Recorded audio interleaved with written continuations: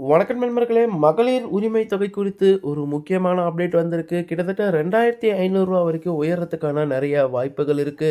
அதுவும் இப்போ எலக்ஷன் வர்றதுக்கு முன்னாடியே இந்த அமௌண்ட் வந்து உங்க அக்கவுண்ட்டுக்கு வந்து சேரும்னு சொல்லிட்டு ஒரு சில தகவல் வந்துகிட்டு இருக்கு. அது என்ன? அது மட்டும் இல்லாம விடுபட்ட மகளிருக்கும் எப்போ அந்த உரிமை தொகை கிடைக்கும்? நான் வந்து குறை தீர்ப்ப சப்மிட் பண்ணிட்டேன். இருந்தாலும் எனக்கு இன்னுமே வந்து அந்த பணம் வந்து சேரல. எந்த அக்கவுண்ட்டுக்கு போகுதுன்னு தெரியலன்னு சொல்றவங்களுக்கான வீடியோ தான் இந்த வீடியோ. நீங்க நம்ம சேனல இன்னும் சப்ஸ்கிரைப் பண்ணாம பார்த்துட்டு இருந்தீங்கன்னா, சேனல சப்ஸ்கிரைப் பண்ணிக்கோங்க. அண்ட் பெல் பட்டன் ஆன் பண்ணுங்க. நம்ம போடுற வீடியோ ஒவ்வொன்னும் உங்களுக்கு நோட்டிஃபிகேஷனா வரும்.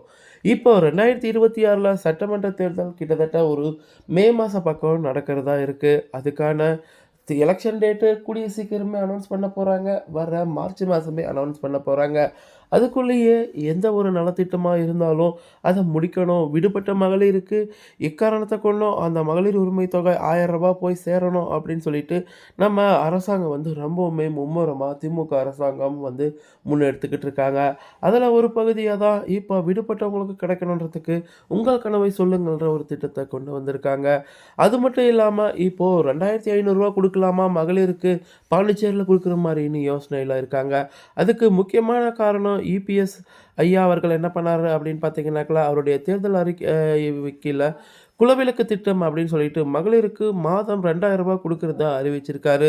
சரி, இப்ப இவரு ரூ. 2,000 குடுக்கிறதா அறிவிச்சுட்டாரே அப்படின்னாக்கா, நம்ம என்னத்த அறிவிக்கிறதுன்னு சொல்லிட்டு சட்டமன்ற தேர்தல க மனசுல வச்சு திமுக அரசாங்கம் அத ரூ. 2,500 உயர்த்தறதுக்கான வாய்ப்புகள் நெறையவே இருக்கு.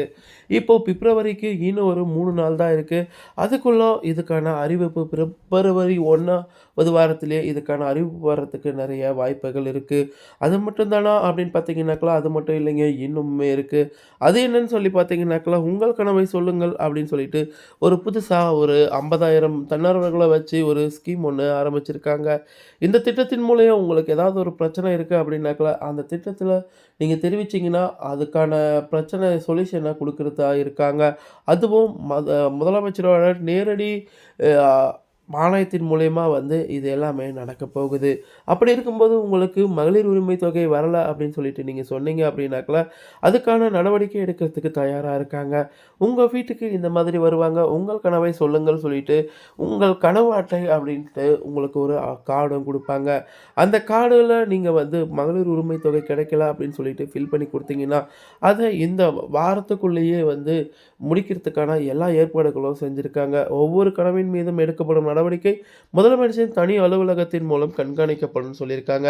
இந்த மாரி யூஸ்ஃபுல்லான கன்டென்ட்க்கு நம்ம சேனல சப்ஸ்கிரைப் பண்ணிக்கோங்க அண்ட் பெல் பட்டன் ஆன் பண்ணுங்க. தேங்க்ஸ் ஃபார் வாட்சிங்.